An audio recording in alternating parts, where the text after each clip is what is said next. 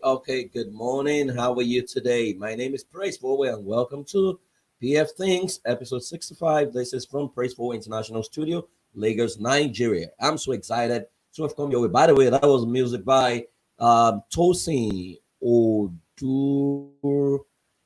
Yes, Tosin Odumosu.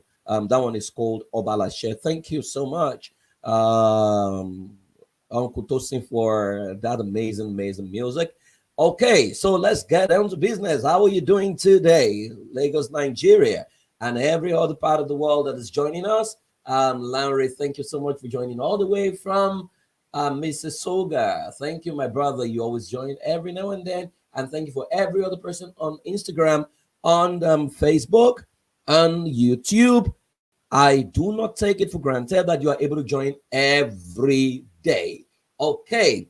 So let me welcome you once again.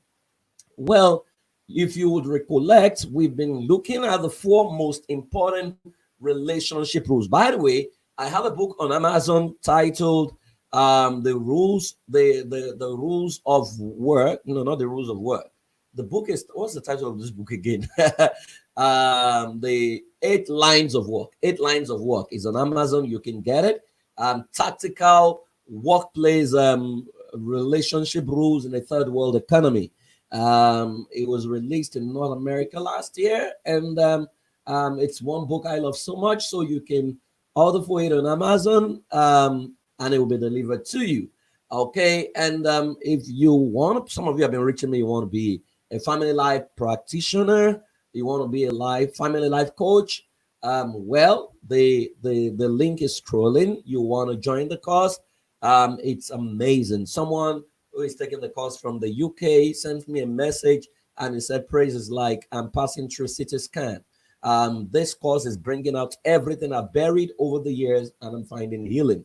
I always make bold to say that that's one of the best certification courses you can ever go through in your life. It will first change you before you begin to work with others. Trust me. And this is no bragging, money back guaranteed.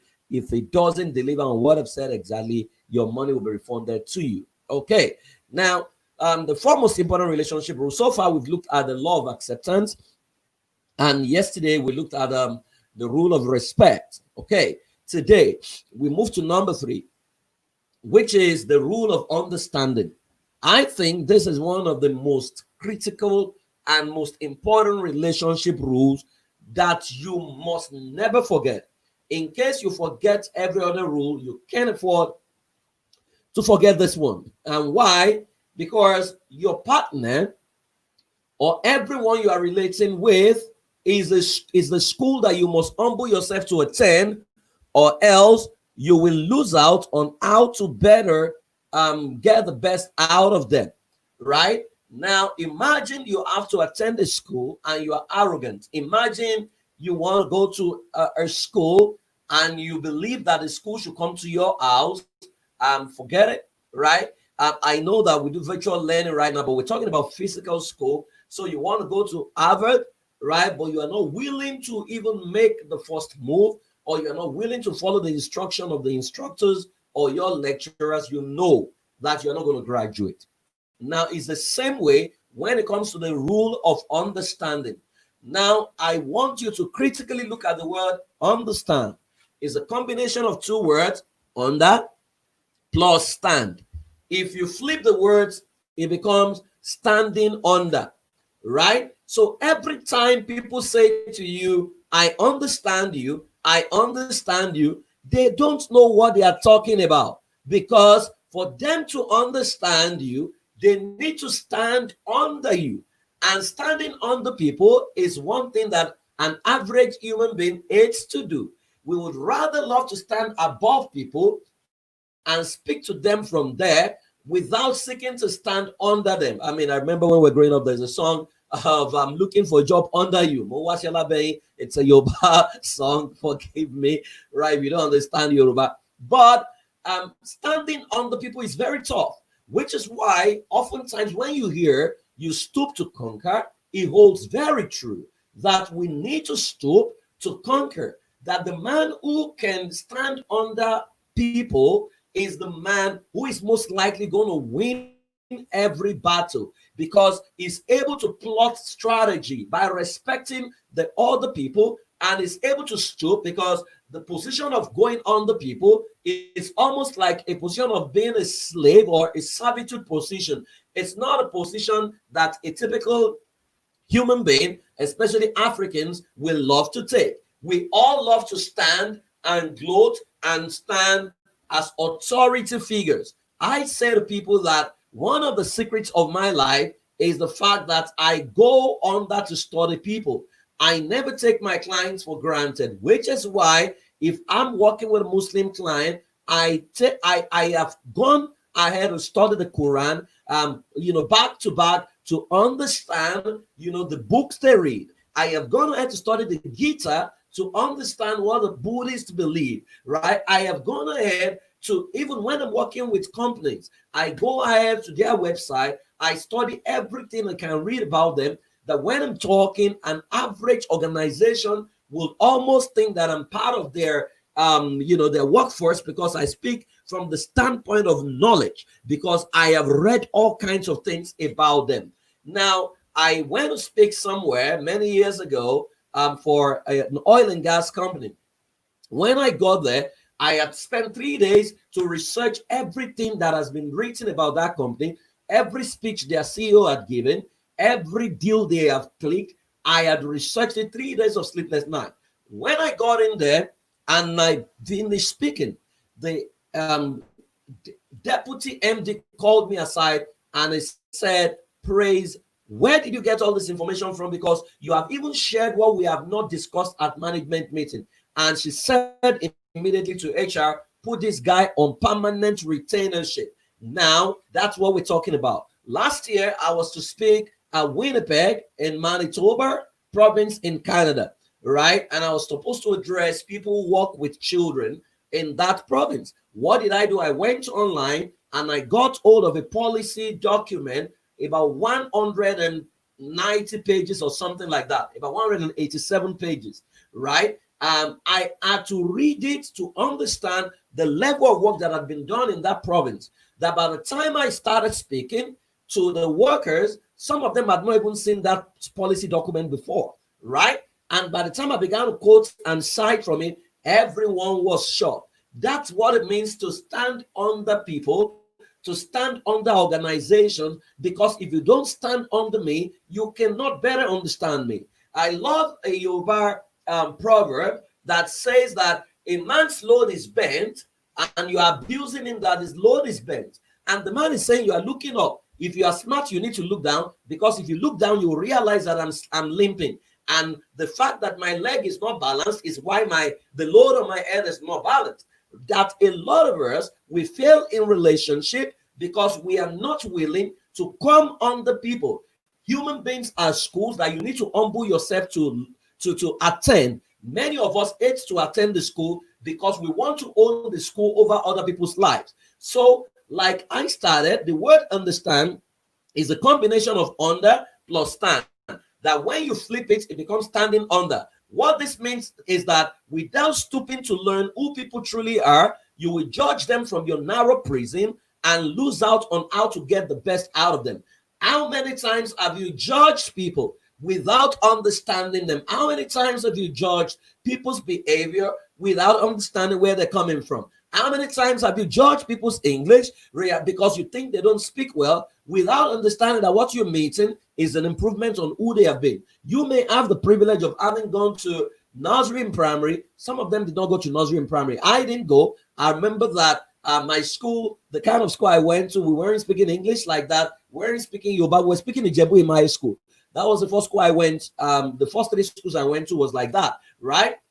Even though our teachers spoke English, it was this kind of school where the teachers will bring out vegetable and they will ask you to help them cut. They will bring out melon to school and all those kind of things. So before I started speaking properly, thank God for my brother who would bring dictionary home and give us big English and get us to cram and get us to learn, and thank God for my parents, at some point. But some people didn't have that leverage. So I cannot judge them based on my own background and based on my own upbringing. If I stoop to understand them, I will appreciate the level of value they've added to themselves. Now, how much of people can you see when you stand shoulder to shoulder with them or you stand above them compared to when you stand under them to observe the totality of them?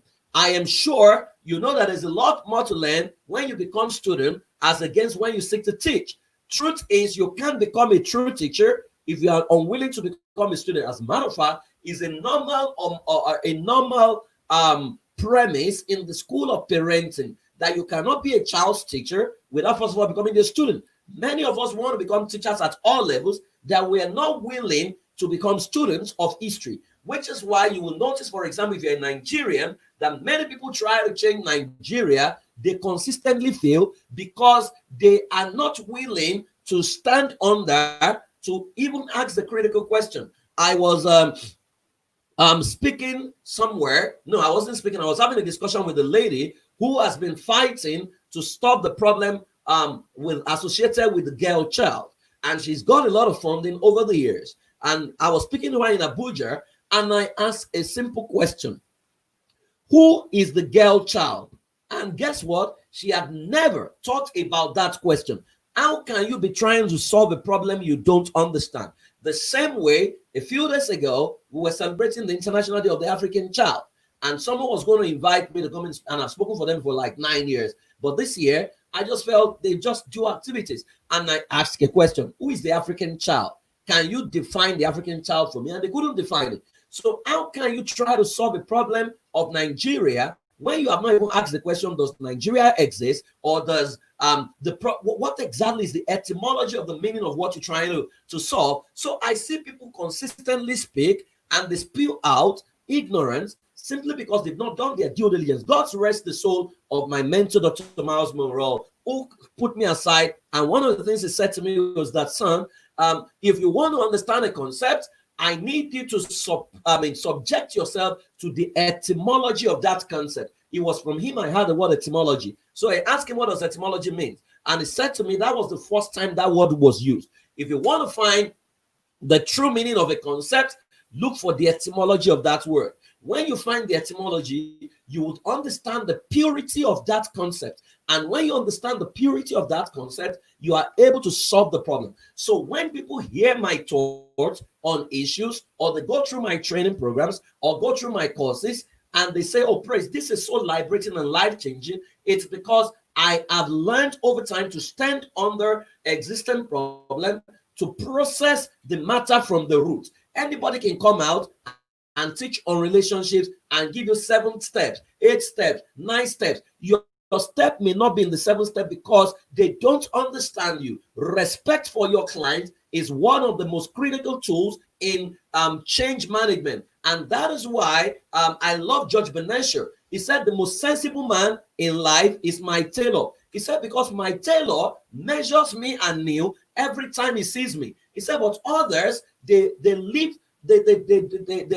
process profile me based on the old measurement, and they expect me to fit into them. You need to understand that when you meet people, and that's why when we work with clients, the first thing I want to run is a psychometric test, because without a psychometric test, I cannot assume. Have you not met people who you are just talking and they say to you, I understand how you feel? That's one of the most ridiculous and most stupid statements any coach or therapist can say. I know how you feel. How do you know how I feel? You are not in my shoe. You are not going, that you have gone through a similar problem doesn't mean you are going through it in the magnitude with which I'm going through it. You are not inside of me. You have not been through the emotions I'm feeling.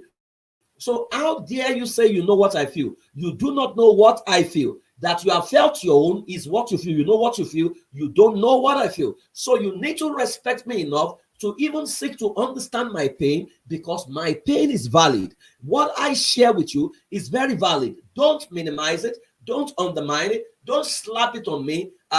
Many years ago, one of my favorite actresses in Nigeria suffered a loss. Her house got burned. And sorry, there's something in my mouth. So when her house got burned, people went, and she's someone who is very benevolent, who gives a lot of charity.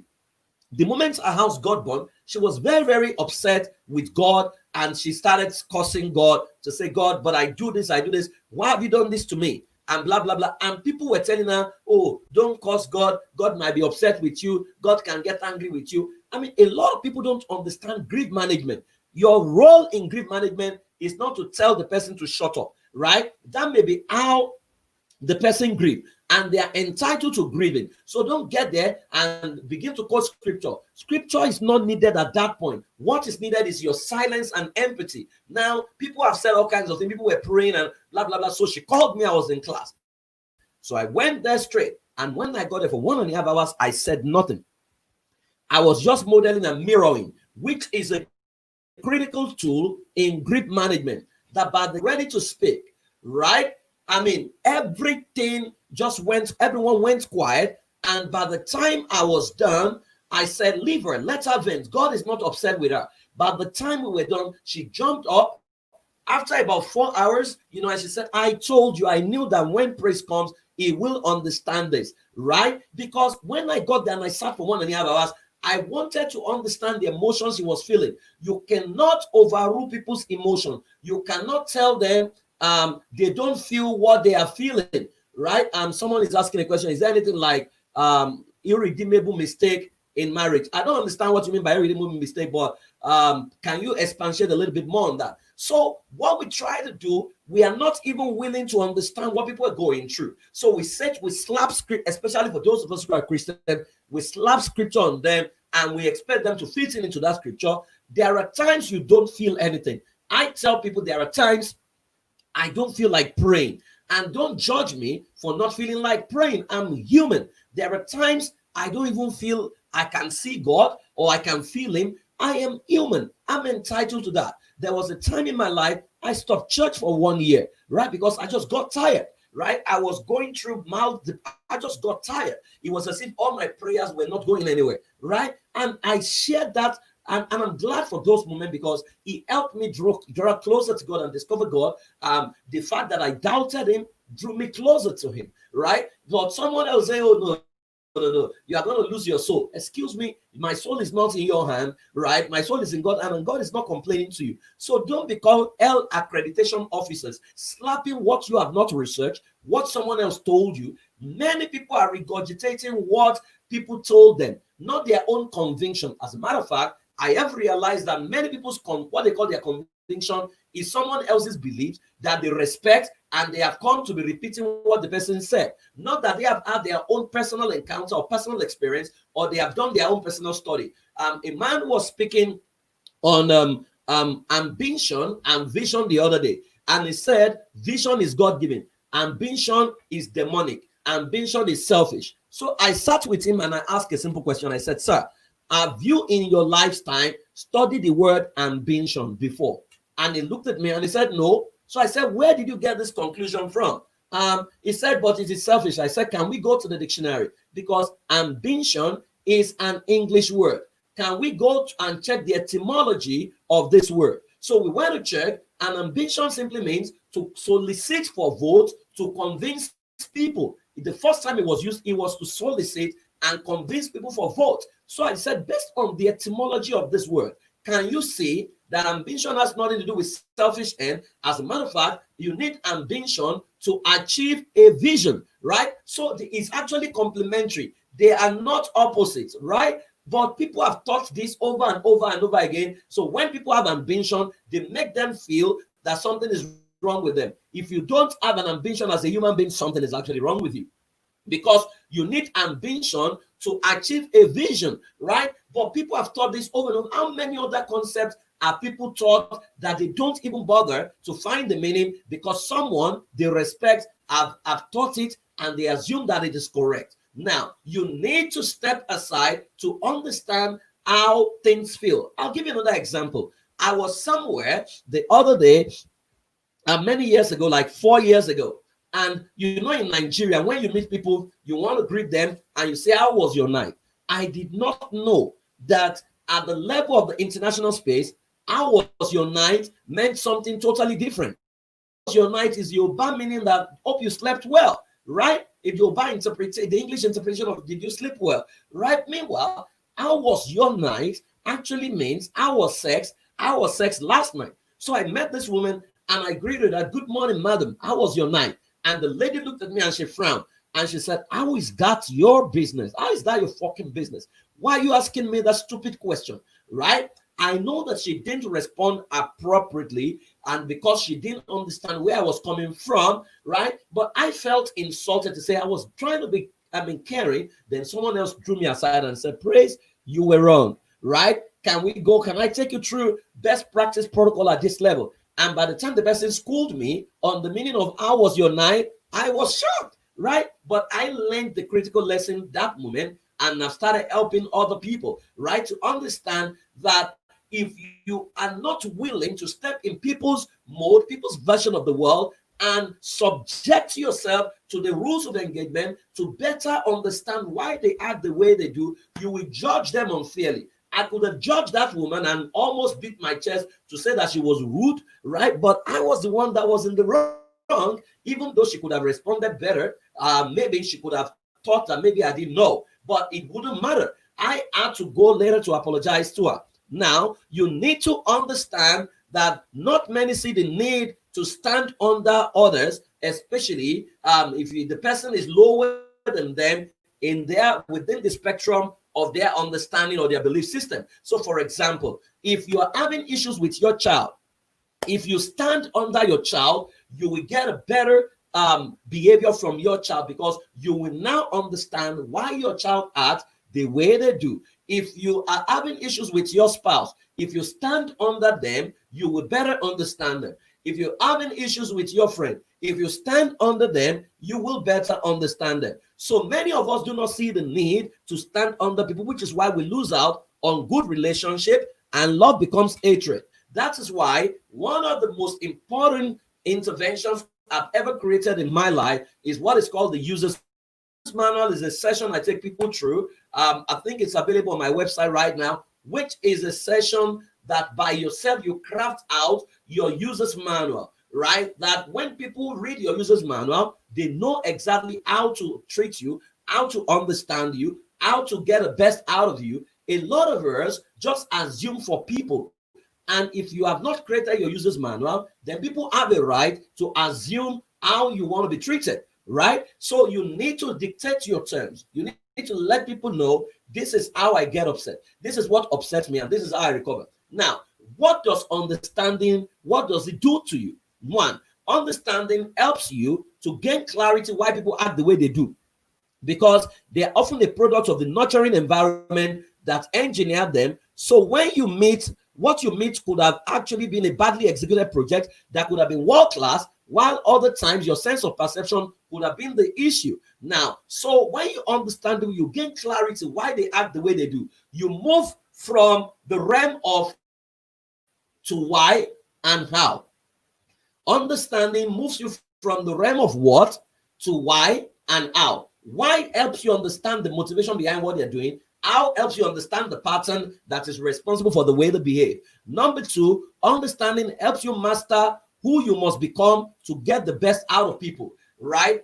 Again, if you are used to this session, you would have understood the triangle of life. The critical part of triangle of life is who you must become to get the result you seek to get. Many of us do not alter ourselves to become who we want, who we should become. Now, that is what many of you will call hypocrisy. But it's not hypocrisy when it comes to strategy. Jesus said, behold, I send you out as sheep among wolves. Be as gentle as the dove, be as wise as the serpent. If you have watched a documentary on wolf and sheep, you will know that the favorite meal of wolf is sheep. Now, how do you survive as a sheep among wolves? The only way is to disguise that you are a wolf without losing your identity. I mentioned it yesterday. It's contact without contamination. So you see people, they want to take over. They say bad people have taken over politics, but they are not willing to work with bad people or even understudy the bad people. So they go arrogantly to form their own party. They say Good People's Party of Nigeria. We are going to change Nigeria. You realize at the end of the day, they don't get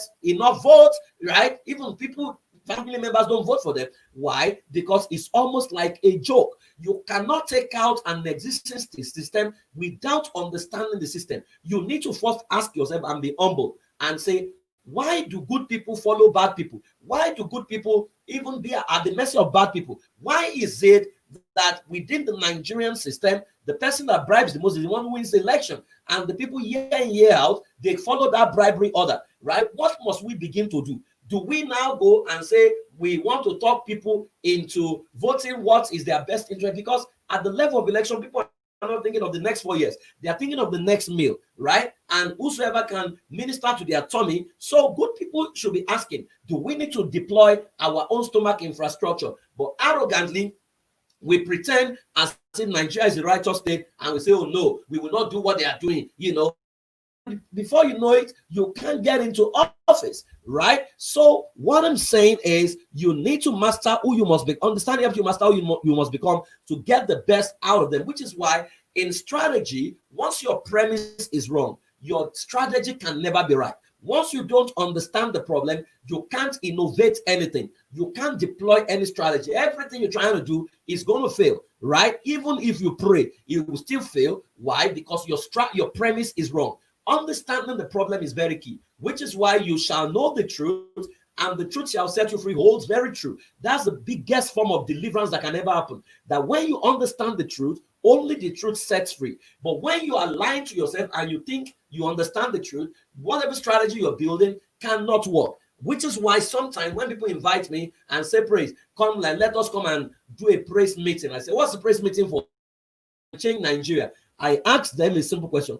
Have you ever seen any nation in the world, whether in the Bible, in the Quran, in the world, outside of this world, on planet Mars, anywhere where it was singing, praise, worship, singing is what changed the nation? Have you ever seen it before? Then they begin to look at me because you just want to engage in mere activity that has no proof that it has ever worked before. If the template does not exist, then why do you think it's going to work? Right? So when we dance for 24 hours, what will that do? Right? Because you have just picked an isolated event from the Bible that was commanded just once, and you have slapped it to convince yourself that by dancing around, you can change a nation. There is no nation in the world that has ever been changed by just people dancing and dancing for 24 hours and the nation changed. It doesn't work that way because the people destroying your nation are not going to attend that meeting, and there is no, by the dictate of democracy, majority must carry the vote. If you are not in place of politics, you cannot determine policy. And if you can't determine policy, you can't change anything. So to be dancing when you should be getting into politics and getting your hands dirty and find expression within the polity is just foolhardy. But people, I try to pretend as if I understand it, and it's fine. People can do whatever they want to do. But I have learned to reduce my error rate by not getting into activity that cannot deliver the results I seek. Now, understanding helps you walk in their shoes to feel what they truly feel, which may switch you from judgment chamber to the empathy zone, where you understand that people are doing the best they can with what they know, and if they knew better, they will act better, right? A whole lot of us judge people, right? But what I've realized is that people knew better, they will act better, which is why I never get into arguments with anybody, right? If you see me get into argument with anyone, know that that person is my friend, and I just want to fool around, right? Because people will hold on to what they believe, even when what they believe is not producing their result. But you see, until they get to the level of awareness,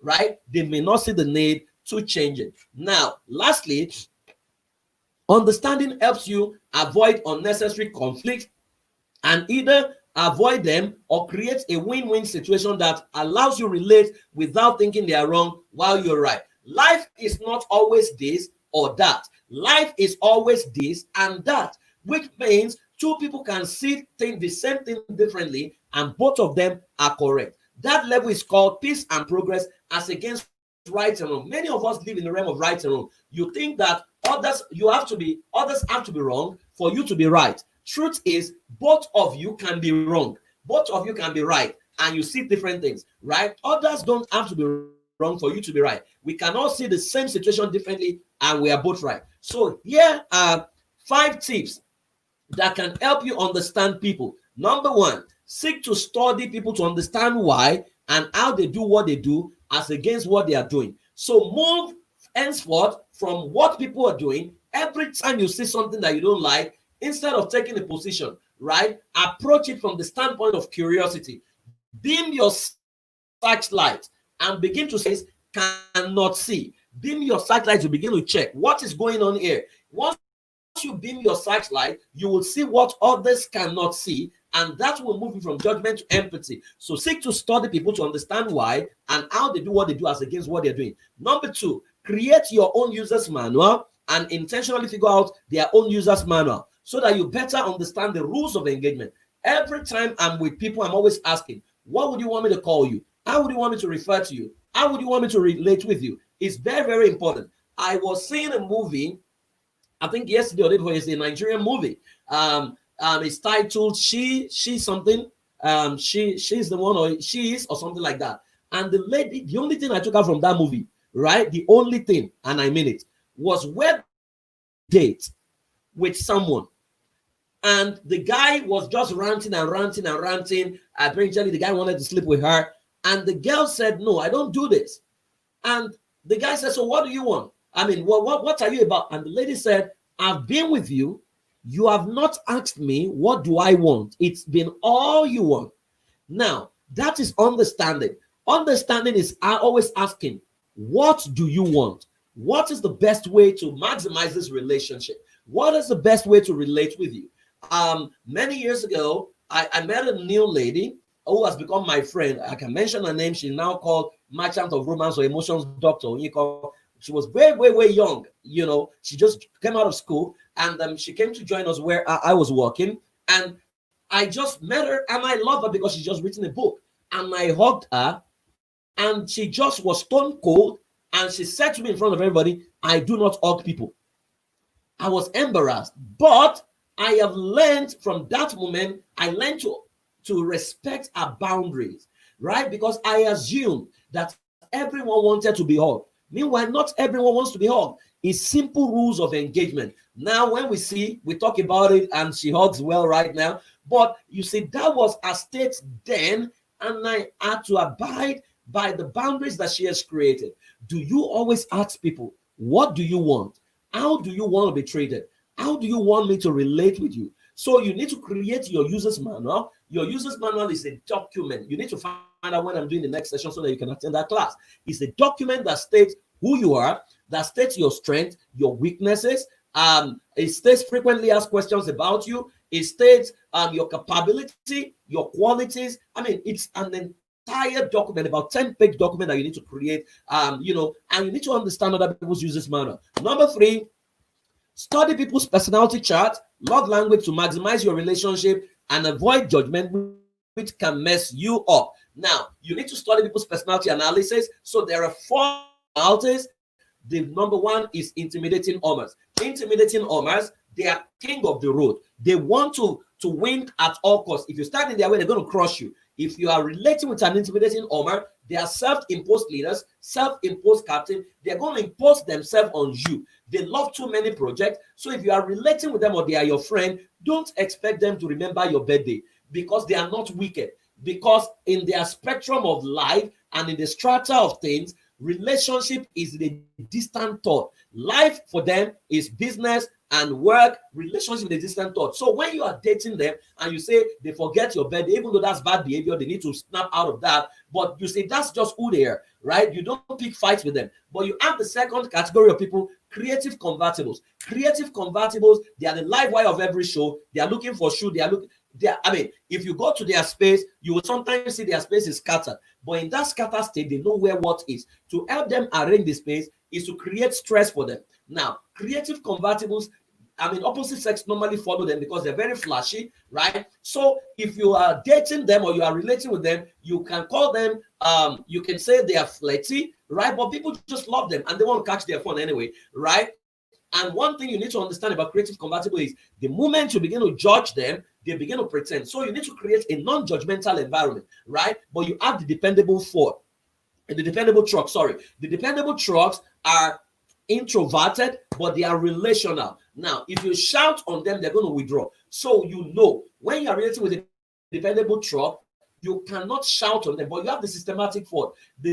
Is a perfectionist. The systematic Ford is always asking, why must we do this? Why must we do this? They look very mean, but they have high standard. They want you to treat everyone the same way. Now, these are 4 personalities that you need to interface with. They are the 4 brand of cars you need to drive. Now, you don't drive them the way you love to drive. You must drive them the way they were configured to be driven. So if you don't seek to understand people and relate with them based on their personality traits, right, you can damage them with good intention. So, for example, if you are married or you are dating a creative convertible, there are ways not to talk to them. If you say you are blunt and you are not diplomatic and you say things the way you see them, you say, don't you know you are stupid, right? You will lose them because you will repel them because they are sensitive to words, which is why we run psychometric tests to understand people's personality type and to understand their love language and to understand their beliefs assessment and culture compatibility. So it's important for you to invest in understanding how personalities work and now accept people based on who they are, not who you hope they become, which leads to the next number 4, practice the platinum rule. Golden rule says, do unto others treat others the way you want to be treated. Platinum rule says, treat people the way they want to be treated. Right? So don't assume that they want to be treated like you. So, for example, if I want you to slap me based on golden rule, I will slap you and I expect you to slap me back. Right? But what if you don't want to slap? Platinum rule says, what do you want? Which is why you must activate your observation because if you understand personality charts, even from the way they work, from the way they talk, you will know the personality they belong to. From the questions they're asking, you will know the personality they belong to. And you now need to understand that this is the way this person wants to be related with. And the easiest example I always give is my wife's love language is act of service. And act of service, if you know them, they want you to do things for them, do things with them. So when we got married initially, I can be very far away, and my wife calls me and says, sweetheart, please, can you come here and come and help me out? And I will run to go and meet her in the kitchen. Then she says to me, can you help me pick the knife? This knife is beside her. It was easier for her to pick that knife than to take me out of my schedule to move in the direction of that knife that was beside her. But I learned with time that picking that knife was a way of hearing I love you. If you have read Gary Chapman's 5 love languages, you will understand the place of touch, the place of words of affirmation, the place of quality time, the place of words of affirmation, quality time, touch, gifts, and then acts of service, basically, right? Those are the 5 that Gary Chapman talks about. Now, you might want to get his book, right? Or you might want to take any course on my site to better understand how that works. And lastly, always ask the question, how would you want me to relate with you, or what would you want me to do, right? If you ask that question, you can never go wrong. Those are the questions that make you stand under people. And when you stand under them, you are able to process everything about them and get the best out of them. Good relationships are failed because people fail to stoop to conquer, right? But your way is not the only way. There are several other people's way. And if you don't understand my way, or if you don't understand my brand of car, and you try to drive me anyhow, you're going to damage me. For those of you who learn to drive using manual, you will know that the gear system of a Volkswagen Beetle, which many of us used to learn to drive, is not the same as a Mercedes, right? When it comes to reverse for Volkswagen Beetle, there's a way you need to pull it. It's different from Peugeot, right? If you want to drive a Volkswagen Beetle with the knowledge of a 505, when it comes to reverse, you are going to mess things up, which is why you need to understand that every car is different. Cars are not the same. You need to give unto Caesar what is Caesar, and give unto God what is God. That is the principle of understanding a relationship. And that is why you cannot treat everyone the way you want to be treated. You need to understand the way they want to be treated. And that's why sometimes people will look at you and they think you're pretending or you're an hypocrite. You are not an hypocrite. You understand the rules of engagement. That, oh, and Bobrisky did that. Bobrisky understood I was going for his father's birthday party, right? And Bobrisky abided by the rules of engagement of his father. He understood the kind of father he had, right? And how to dress appropriately to appease his father or her father or his father or Shim father or whatever. Okay, right? So you need to understand people, right? And the only way to understand them is to stand under them, because by standing under them, you are able to better process them, better profile them, and to better get the best out of them. Many years ago, and I'll end with this story. I joined politics in Nigeria, right? Because I wanted to understand people and why, the wrong people get into power. When I joined politics, as we got to that meeting with me and my friends, we noticed that a lot of the people there were illiterate, right? But they were available, right? And when we got to the meeting, they started calling us Alakowe, which means secretary, right? And we stayed in that meeting and we were analyzing them. Say, look at this one, look at his belly, look at this one, he doesn't even speak good English, right? And they also were analyzing us. Say, look at them, look at them, look at them. After now, they will not come for meeting again. And they were right.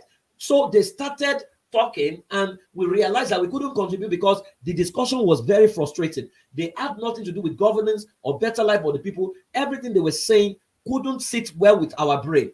And of course, in less than 2 months, we were frustrated out of that meeting because we felt it was a waste of time. It was later, someone called me. I met him like 2 years later, and he said, Praise, you know what was happening there? Those guys were having those conversations intentionally to frustrate you guys from coming for meeting. And that was exactly what they achieved. Then I understood it. If I have to do that again, I will stay, even when what they are saying doesn't make sense. Because later, my mentor said to me that sometimes you must be ready to stay in the midst of ignorance and be tormented by ignorance without having the need to respond. Many of us always want to respond. But the people that you are dealing with, you need to try to study them, to understand them. When you understand them and you stand under them, you are able to appreciate, the true situation of things, and only then can you create a change. Many of you have lost good relationships because of your unwillingness to understand the person. You say, oh, he has bad character. Why do they have that bad character? When you understand why, then you look at how they engage in those bad character, then you are able to create a counter intervention to counter that bad character and help them out of that behavior, right? So I hope this has helped you today. Tomorrow, we will go to the final, most important rule of engagement. Let me tell you, if you deploy these 4 rules consistently, you can never go wrong in any relationship. Now, back to the person that asked that question, is there any marriage that is irredeemable? No marriage that is irredeemable. You only have irredeemable people, right? There is nothing wrong with marriage. Marriage goes bad. Every marital problem is ignorance, really. And usually it is one person upsetting the relationship or the 2 people upsetting themselves. So marriage is neither good or bad. If marriage takes the shape and the character of the people who are the key players in the relationship. So your marriage will reflect who you are and will reflect who your spouse is. So there is no marriage that is irredeemable. You only have irredeemable people who have activated their power of choice not to redeem the relationship. Because if you're in a boxing ring and somebody wants to blow you, if you get out of the boxing ring and you throw in the towel, the person wins, the match is over without throwing the first punch, right? So there are ways to redeem a bad relationship. There are so many techniques available, and which is where I earn my pay, right? So there are no irredeemable situation. You only have irredeemable people. And the moment one person is saying, I don't want this anymore, there's hardly anything the other person can do, which is why two must work together, two must agree for them to work together. I hope I have helped you today. Thank you very much for joining me. I will see you tomorrow, God's willing. Till then, keep loving, keep living, and know that you are a savior, I'm a savior. Together, we will save our world and solve the problem of our world. Go ahead, understand your world, understand why people act the way they do. You will become more powerful. You will have more people in your space. Judgment will leave you. Empathy will take the place of judgment, and you will have a lot of friends across all levels because you will understand their rules of engagement, and by deploying their rules, you will win with them. So go ahead today and win for the rest of your life. I celebrate you and I honor you. And go on my website, school.impraiseforward.com, and take a course. And please, if you have not subscribed on YouTube, go there, Praise Forward Live, and then subscribe right now. A lot of information in there. Thank you very much, everyone, for joining me. I love you and I celebrate you. Have a fantastic day.